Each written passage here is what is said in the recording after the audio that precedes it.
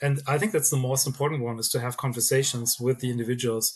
We've actually replaced traditional performance rating and, let's say, traditional career dialogues with self-reflecting 360 reflections. We have a profile dynamics system that we offer to colleagues to evaluate what interests and areas of energy, where people see the energy actually comes from. And based on these assessments, we've also had a range of colleagues now changing roles. We had just a recent example, a colleague who's been working in our quality organization, our quality circle. She's now moving to a production role. And that's where it's very interesting examples where you actually, and you see and you interact with these people, and it's just, it feels like with their new roles, they're working really in their high energy zone. And it's hard to imagine that they had a different job earlier.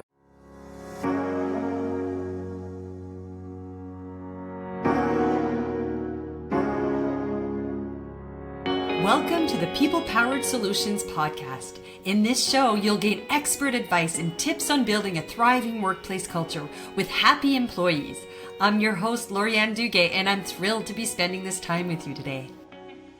Hello, and welcome to another episode of the People Powered podcast. We are continuing our Secret Sauce series, and just a bit of a reminder, the reason we came up with this series is that initially our show was focusing on experts in the field of all things culture, be it communication, conflict management, etc., and we realized that some of our listeners might be thinking that in theory all the tips, tricks, and strategies that were shared might be wonderful, but do they actually operationalize? So we decided to, on the spot, pivot and create this Culture Secret Sauce series where we are showcasing companies that are doing it differently. Companies who have, when it comes to creating a workplace culture where people feel seen, heard, and valued, they've clearly understood the assignment. Today, we welcome Hanns-Christian Mahler, and his title itself should give you some insight into how he's moved away from traditional titles. He is a CEO, absolutely, but CEO doesn't stand for our traditional Chief Executive Officer. No, he calls himself a Chief Enablement Officer, and he is the CEO of 1023 Health. Welcome, Hanns-Christian. Thank you so much, Laurie. I'm very happy to be on the show. Thank you. We are excited. I always do these fit checks before to make sure there's alignment with, the theme of the show and some of the concepts that we're putting out there. And in Hanns-Christian Mahler's case, it was 100%, if not 110% alignment with what we are sharing with you on a weekly basis. Before we deep dive into some of the concepts that we talked about in our Fit Check meeting, I'd love for you to share with our audience, just in terms of context, a bit more about how Hanns-Christian got to doing what Hanns-Christian does today, as well as a bit more insight into the mission and vision of 1023 Health. Well, thank you for asking. And again, thank you for having me. First of all, I was born and raised close to Frankfurt, Germany. I studied pharmacy, so I was pretty much into life sciences. Then went on to work in pharmaceutical industry after graduating with a PhD. Basically changed countries to another company. I changed from a pharmaceutical company to the contract development and manufacturing side of things. I'll explain that in a second. And at the beginning of 2021, I basically decided to start the journey with 1023 Health, maybe as my personal experience, also going through the variety of jobs that I had and roles that I took in the various companies. It became pretty clear to me that as a pharmacist, I'm very close to being motivated, obviously, on treating patients. Like in my first job, I was also program manager for an antibody to treat lung cancers. And that was, basically by very sad coincidence, my father passed away on the same lung cancer whilst we were actually developing the medicine. And it became pretty clear that I would do anything in my life to actually develop medicines to help people and patients that would else maybe suffer from the disease, to make sure that they have a prolonged life with quality of life and they would benefit from the medicine. So my purpose early on in my professional career was to make medicines and to make an impact for patients. When I started on into my other jobs, it was pretty interesting because I had great line managers along the way who helped me a ton. They were supporting me. They were basically coaching me from the sideline and helped me quite a bit. And I've had the pleasure to actually, implement new things to drive new strategies, to grow organizations. So I've had the joy of building organizations and to think about how wonderful it is to create jobs, and not only jobs, but jobs that, at the end of the day, you will leave with a smile on your face, where you have fun, where you can make impact. And that's where I also landed up with my, let's say, expanded personal mission statement and purpose statement, that I want to make a meaningful impact for patients and people, and then create fun jobs. Now, the companies I work with were mostly larger corporates, and they've been, tens of thousands of employees. And whilst I said I had wonderful line managers, I also had other line managers and have had different experiences over the course of the years, where I felt like sometimes transparency was missing, honesty, reliability, clarity for people, and, even focusing on what people needed to do their job, on finding their strengths, supporting them. And that was actually also one of the moments in 2021 when I left my last job. I made a organizational development coach training with an organization called The Dive. It's a training called The Loop Approach, which is also a book, and it beautifully relates also, I think, to the core elements of your book, Lori, where it's about, 7 habits of effective organizations. And I was really carried away by the concept of redesigning or designing your organization from greenfield, to make sure how colleagues, employees can be helped, so everyone can work according to their strength. You start from a level of trust, and you don't start from a level of control. A very, very different concept to let's say traditional ways of working. Traditional models, absolutely. Absolutely. Very different. I absolutely want you to continue sharing about this loop, but I just want to stop you because I love what you shared there about the expansion of your own personal purpose or mission statement. We talk about the importance of sharing your company's vision, mission, and values so people have something to work towards. People are all collectively toiling towards the achievement of this greater good and understand that they're part of a bigger picture. How cool that you have a personal mission and vision statement as well. I have one of the same. For me, it's to be able to contribute to the creation, because I'm not the one, obviously, changing the organizations themselves, but to work with as many organizations as possible to help them build capacity and truly improve on their employee experience, so that ultimately I can achieve my mission of contributing to the creation of as many happy workplaces as possible. So I love that you also have a personal mission. And to our listeners, take a bit of time. I think that you're probably already working towards one, but you might not have taken the time to really define it and to recognize and acknowledge that, yeah, this is really that ideal state. And if I were to, God forbid, leave the earth tomorrow, this is the legacy I would love to leave behind, and taking the time to define that and then working towards. So thank you for sharing that. And listeners, just a quick challenge to you all to take a bit of time. If this might be one of your nuggets of wisdom that you walk away with, but take some time to think about, what is it we're actually working towards on a personal level? What is it I would love to ideally leave behind as a legacy at the end of the day? Then work in some smaller objectives, from that shorter, medium, and longer term perspective, to make sure that you're always staying the course and you're making decisions relevant to that vision. Okay, sorry, that was a huge segue, but I just really, really, really like that you highlighted that, and that you had expanded your mission once you discovered holacracy. So, and the loop approach. So let's talk about, once you started to, really resonate with this alternative way of approaching your organizational structure, you decided to make some shifts from a career perspective, I believe. And then you also, let's talk about more what that loop model, what that structure entails. Yeah, so I think the interesting thing is, and I also started to segue into the loop approach by actually starting about, thinking of the purpose of organizations. So I think my first resonance also just to mention was for the organization is being basically driven by my own purpose to think about what I want to leave as a legacy with an organization. So what's my aspiration with the organization? So that's where early on I came with the three commitments: patients, people, and planet.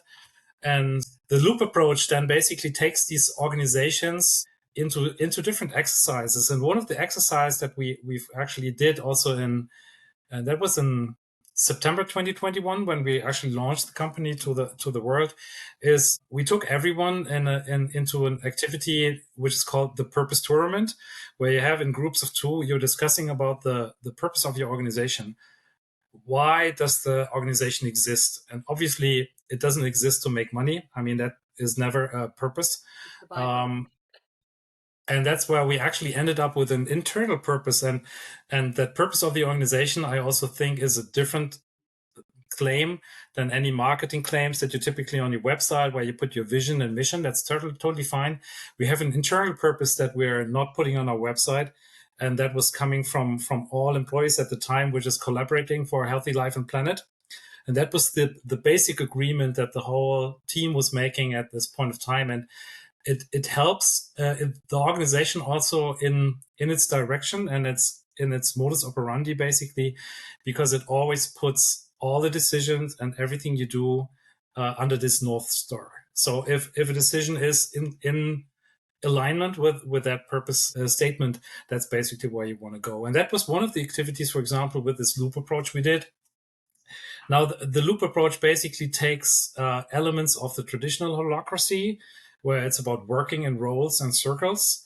You don't operate typically in jobs, but in so-called roles. And people have different roles and can have different roles in different teams according to their strength. One example is we have someone working in our basically an operations team. She's working in the lab. At the same time, she's our diversity lead.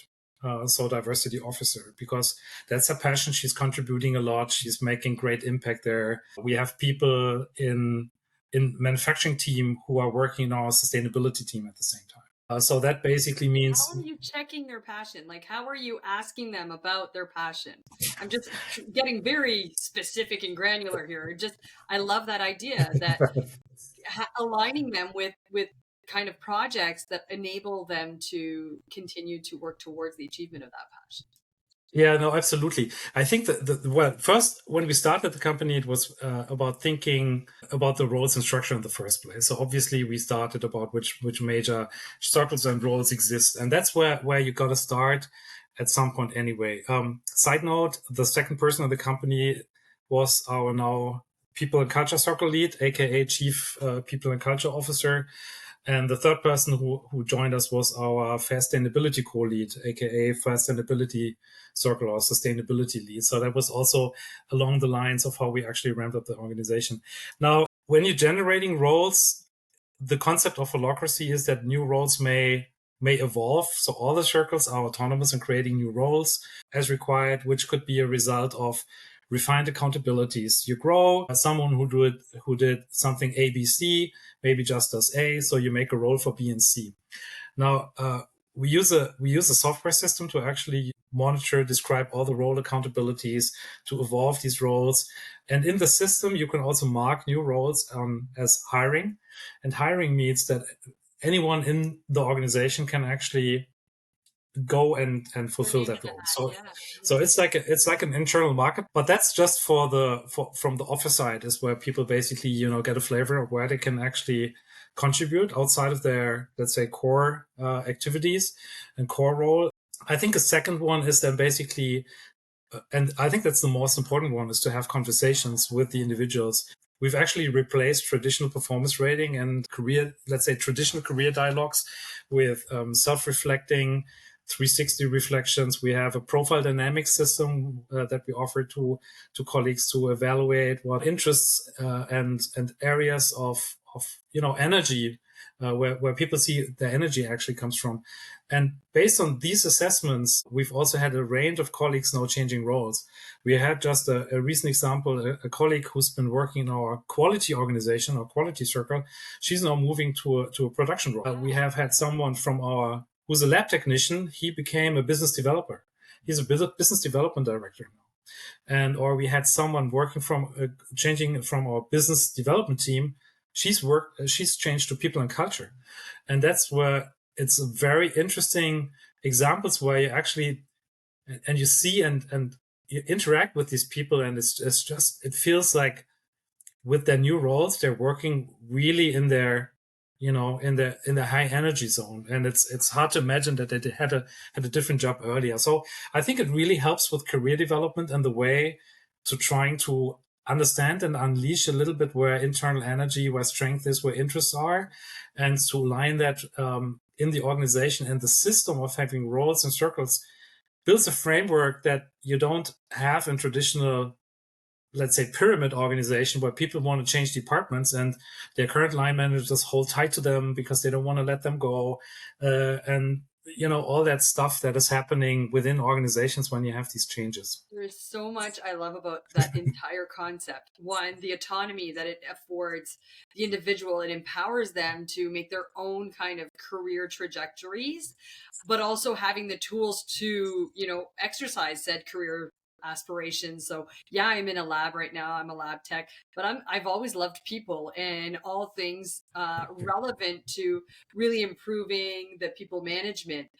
Why not be able to, kind of read a role definition that you've recently posted and say, I want that. Let's make that happen. So allowing them to also kind of create their own growth plans and contribute to put themselves out there to be able to grow and find more alignment. Because I think a lot of organizations struggle with how to do growth plans right. They know they're important. They know that they need to have them, but they have no idea how to get started. So your internal marketplace and moving away from jobs towards more a mindset of let's define a role and how this role factors into the broader purpose and our broader organization and what it is our vision for that role is. And then knowing that that's our vision, but it might evolve depending on who ends up in the role. And it will evolve to adapt to the strengths of that individual. That's No, absolutely. It's hard though. I mean, it's hard for if you're being, let's say, raised and you go through a traditional school system, you've been in traditional jobs. It's also not so easy to basically then, unlearn and take over that self-responsibility and self-ownership for yourselves. But that's what I love about moving from let's say from a pyramid organization into a network of teams, into a little bit more freedom and trust-based organization where you allow people to, experiment as well and find their inner purpose and strength, and then, work accordingly. So you say it's a challenge to kind of help them. And it's funny, you almost quoted, I think it's a Ziegler quote, and it is the illiterate of the 21st century will not be those who are unable to read and write, but those who are unable to learn, unlearn, and relearn. So I've just heard, and it's one of my, I use it in all of as my intro slide to my presentations, not all, but in a lot of my presentations and workshops, because I think it's really important for people to, when they do enter into any learning environment, be it a workshop, be it a conference, that they check what they think they know on the topic. Check that and be fully present and allow yourself to really be immersed in whatever's being presented to you, right? So if that was one of your challenges, having to adapt, and I imagine it's an ongoing challenge as you grow the team, what have you seen to be really kind of a best practice to help people, I guess, expedite that learning curve? Yeah. And well, first of all, I fully agree. And I mean, again, we want to start on, I love there's a 1960s theory from McGregor that also reflects back to the theory X and Y.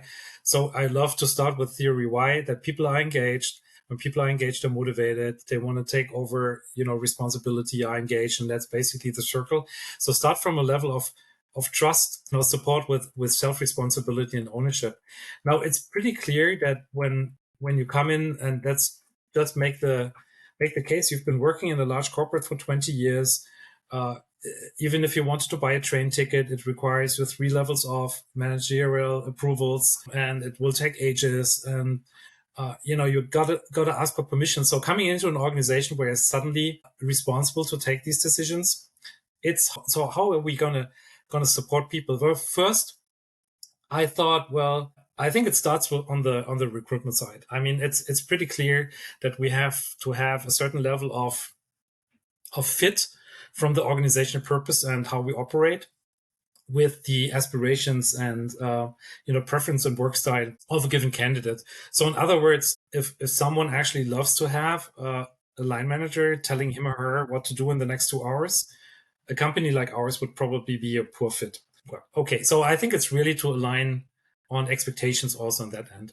Then once a person basically will join 1023, we do have quite extensive onboarding programs, which are kind of a mini loop. The loop is 7 modules for the so-called 7 habits of effective organization. So it will go through elements of, clarity and purpose. It will go through, I'm just going to sneak, well-used potentials, distributed responsibilities, individual effectiveness. We do communication trainings with nonviolent communication in the onboardings. And obviously, that will certainly not be enough, but I think it gives everyone a certain degree of flavor of what's going on.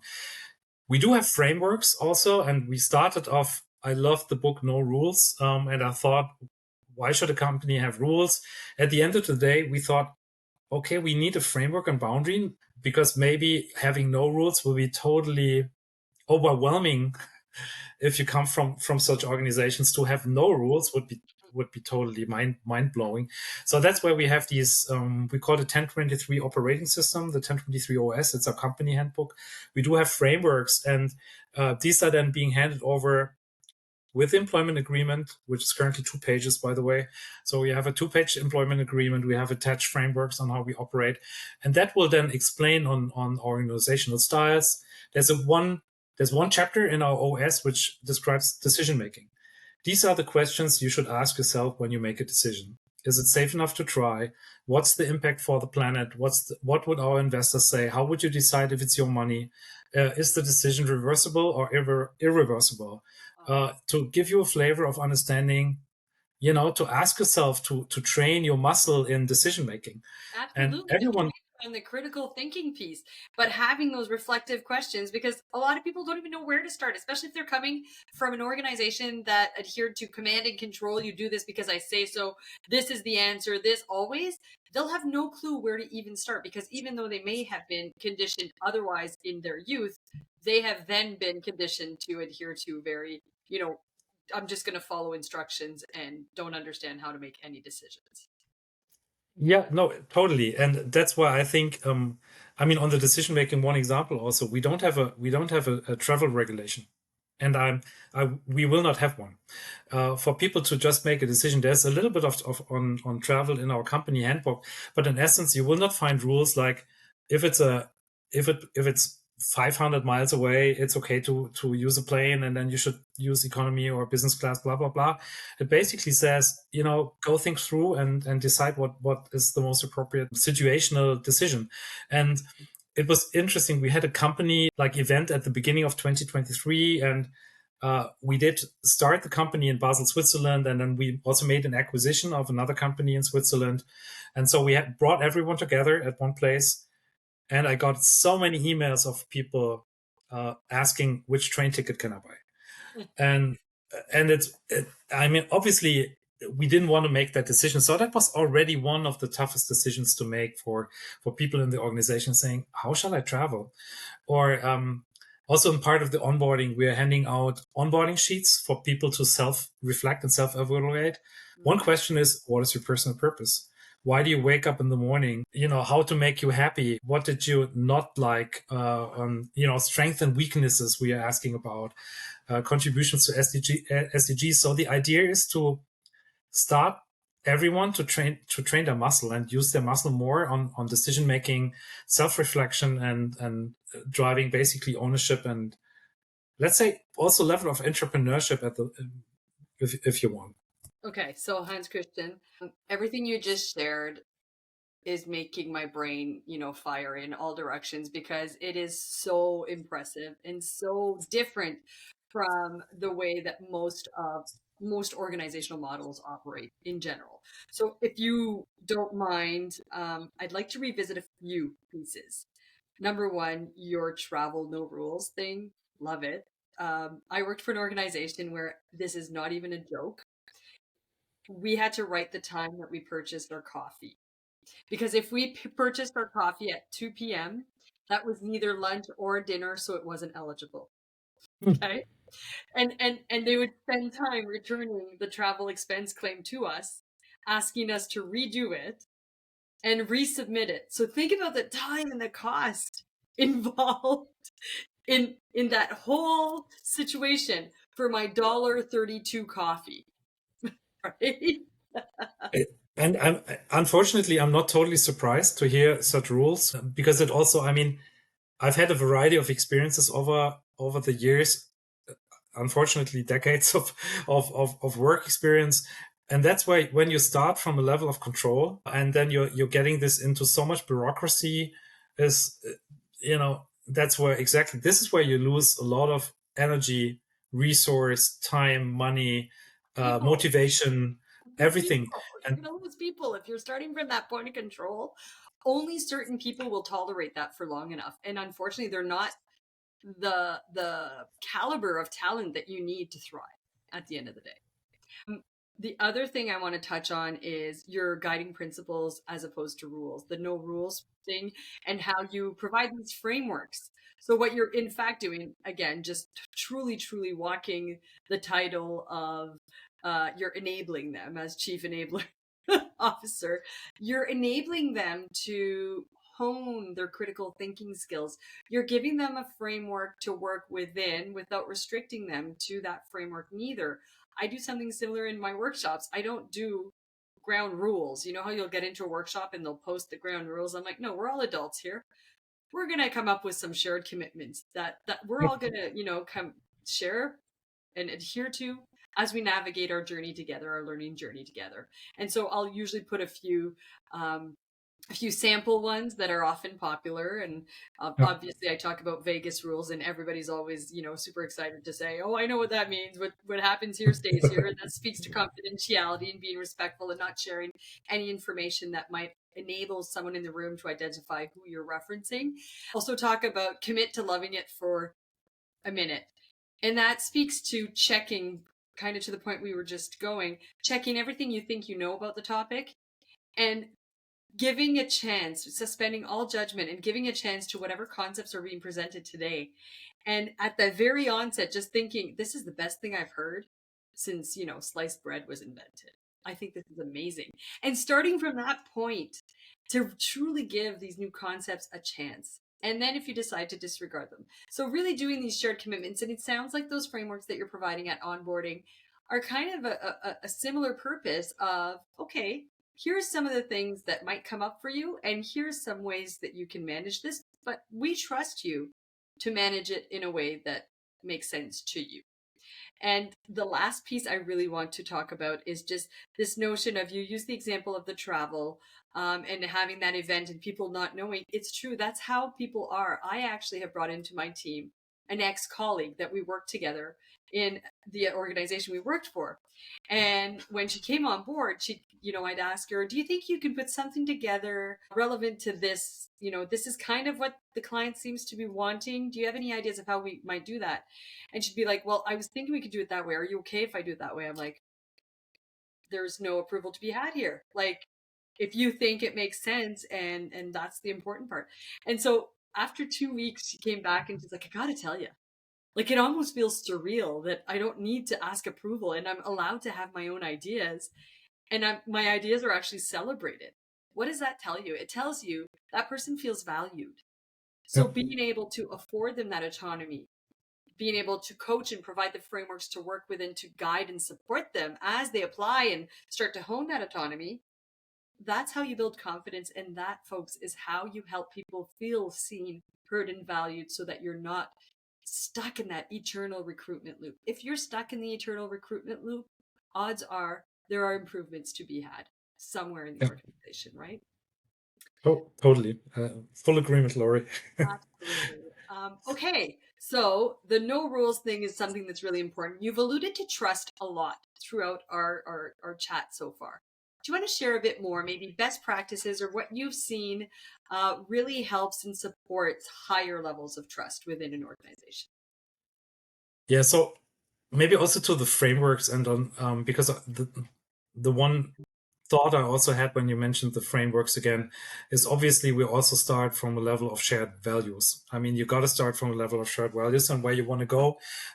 Respect and trust actually belong to them, and we didn't even put them on the wall like many organizations do. Is you have your values on the wall. I think it is mentioned in the West, but I think respect, trust, transparency is actually also one of the values that we're having. And I think on the trust side is again, I think that to your example on the coffee, asking for permission or not being eligible for buying coffee. I mean, when you're hiring colleagues into your organization, into your company, you hire them because you believe in them, right? So because they bring a unique perspective, a unique skill, because they will add value, drive impact. So I think the most reasonable thing to start off with is start from a level of trust. So don't hire people and put them into a control system, because why do you hire someone if you mistrust them in the first place? And the way we've been going about that is we also initially conceived, we want to start from a level of trusted work time, trusted holidays, and where colleagues are responsible themselves to balance their work time. So it's not like, oh, you got to be in the office, Monday, Friday, this is the time. We have a guidance basically in the employment agreement, what's the typical base of work time and in a week, but no one's going to enforce it because, at the end of the day, if I need to pick up my daughter from school because she's sick and I need to take her to the hospital, I need that, ability to do that. And I will not let down my employer just lightfully. And then, I will probably try to manage my workplace and my commitments at work around that. And that's, I think, a fundamental basic assumption of how people will operate in an organization. And that's where, starting from a level of trust, putting it into work time. There's a couple of other examples when you look at basically self-ownership, and it's about structuring your workday. We don't have control elements really in a lot of the activities. Even the traditional policing we don't really have. So that's a couple of examples. The interesting thing is obviously that trust is a question of time, and trust is to be earned. And I think when you are at a workplace and you trust your colleagues trust you, and you trust in the organization, and no one will basically try to make use of that, I think this is where magic will happen. And this is the whole element of psychological safety. And obviously I think it would be unfair to say this is where we are, but this is definitely an ambition of us. And trust can only be earned if you're trusting people. People will start to trust you back. We always encourage people to process their tensions, which is also a word that is used in the loop approach. If you have a question, problem, or concern, it's a tension, and you own it, and it's your responsibility to process it. So if someone has a concern with how we are, I don't know, how the framework is on describing, I don't know, decision making, he or she can actually make proposals, and we process these tensions in the respective meetings that we have structured for that. Now, the challenge is if you're basically starting to work in a workplace where you're starting from a level of mistrust or from a level of concern. Now, it's another example that when we have actually made the acquisition of that other company, and we did change the employment agreements from 20 pages to 2 pages. And we also have a no title policy, or we have an actually choose your own title policy. So people can choose their title. I think the OS will just say it should not be misleading. I mean, you cannot be the director of sales if you're working in the lab, obviously. Other than that, I mean, why does it matter if you're a vice president or senior vice president? Why should it matter for who you are and what you can bring, the impact that you can make, etc. And so people had in the old company, they had titles in their employment contracts, and there were quite a few colleagues who were afraid because the new employment contract said fellow for everyone. And then people can choose on LinkedIn and business cards and blah blah blah, and then evolve that. But there was a lot of anxiety saying, oh, you're taking away something from me.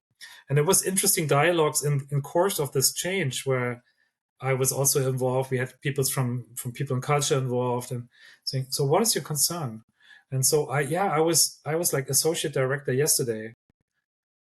Okay. And now I don't know what I am. Who am I? And so, well, first question back, does your title determine on who you are? Right. And what is your concern? Well, maybe if I leave the company, what should I write? And I say, well, according to our framework, why don't you use director? Sounds better than associate. Yeah, can I do that? And it was just, there was a lot of anxiety about that. And we actually implemented this trusted work time element. And there was a lot of colleagues who didn't want that, who said, I actually want time recording. And I was asking, why do you want to do this? And they said, well, at the end of the day, you could tell me I'm not working enough. And then you would look at my clock and I have a proof on how much I work. And so, well, interesting thought, but my first resonance to that would be, well, the number of hours you spend with the company on a project, either in the office or, working from home, doesn't tell anything about your performance. It's just hours. It's just time. Time doesn't equal performance. You can have a fantastic performance in 2 hours of intensive, work, or you can have no performance in a day because you had a bad day. And that's okay too. And on average, I mean, that's going to be totally fine. So it's about the anxiety of losing something, which is also the element of unlearning. But it also showed me that it comes with a level of mistrust into the organization, where you say, maybe at the end of the day, I'm going to be punished for this, or I have a disadvantage because of that. And I was not prepared for some of that feedback, frankly saying, because it was very clear that it was, genuinely good intentions, and that we wanted to basically do something good here. But that's, to me, the element of learning to trust over time, experiencing on what it means if you're trusting someone, you get it back, and the magic that will happen then.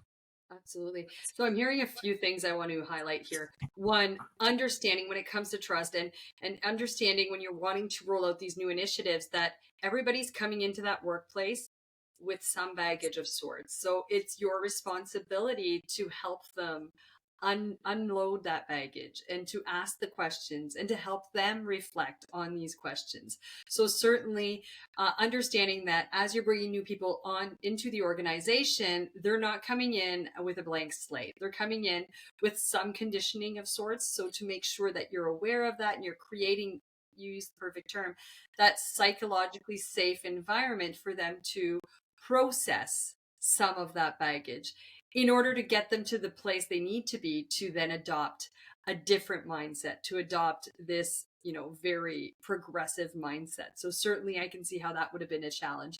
To our listeners, what I also heard is, don't be afraid to question the status quo.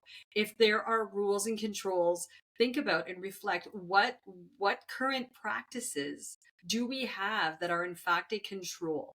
How could we either, why do we have them? What are we trying to avoid? Is that a true risk? Or could we perhaps restructure it into a framework that would help and also transfer the not the burden, but transfer the gift of decision making back to our team members in order to foster the level of trust that we need to really kind of make that magic, to use your term, happen. So I heard both those things, to really, what are some of these controls, and to question it, and what are some of the practices we have, how are we currently, making rules, or what things might be really veiled controls that we've not even acknowledged, taking the time to map them out, to map out some of the processes and to identify them, and then see how we can do those differently to afford that level of autonomy and that level of empowerment, and enable your team members to kind of take ownership of their own paths and take ownership over their own decision making within their daily jobs. Also, I still struggle, to your point about the time and stuff. I still struggle with questions from my team member that I brought in from that corporate world, where she'll be like, "Oh, by the way, I need to go and take my grandmother to an appointment later today." And I'm like, "Well, thank you for sharing that with me, but is that okay?" You know what? I'm seeing the performance that I need to see from you. I'm seeing the results. That's where it ends. I will never time keep, because you're right. You can absolutely be spending 8 hours. You're that person who never goes to appointments, but for 8 hours, you are in front of your computer. But are you actually performing during those 8 hours? Or are you doing, the bare minimum? And that's that mindset shift that needs to happen. We need folks to start recognizing that time does not equal performance. Bottom line. Exactly. There's a reason here in Canada we have an apprenticeship program, and it comes along with the training standards that highlights, for this particular trade, skilled trade, these are the competencies that you need to be able to do. And there's some beautiful examples of what would demonstrate high level of competency in that specific skill relevant. You need to have all competencies signed off. Why? Because we can't just say it's a 4-year apprenticeship. Because what if you were only, for example, in a mechanics world, if you're only changing tires and doing oil changes for that 4 years? Do you really want that mechanic working on your car independently without having any oversight? You know what I mean? Like, no, there's a reason these things exist, is that you need to make sure that you're affording the trust, but that you're also setting them up for success. And those training standards are there to guide. It's the framework, to your point, to guide the learning, to say, hey, in order for me to really function and meet all of the standards for making sure a vehicle is safe, I need to make sure that I'm able to do all this before I'm ready to sign off on my license, right? So we are at time, way over time actually, but I don't care, because it has been an absolutely enlightening and inspiring conversation. It tells me that yes, there are organizations out there that are doing things differently and aren't afraid to be a bit of a disruptor, because at the end of the day, I think it's those who question the status quo, who question the more traditional models, and rework them, reinvent them completely, turn them upside their head in order to see how they can make them work to put their people first and start from there and be truly and embody that people powered mindset. So thank you, Hanns-Christian, for joining me today. Thank you, Laura, for having me. It's been a real pleasure, and time flew by. It did fly by. And I would ask you, as I always do, to leave one nugget of wisdom. If there's one thing you absolutely would like our listeners to walk away with, what might that be? I would probably say don't be shy in disrupting and challenge status quo. I think you beautifully said it. And I think you also made another comment about basically you own it, right? I mean, you own your own development. Take the initiative, challenge things, ask questions, drive your own development, and take it from there. And maybe also, just as a last comment on holacracy, I've had a lot of comments where people think this is like everyone is deciding, or it's anarchy. It is actually the true opposite of it.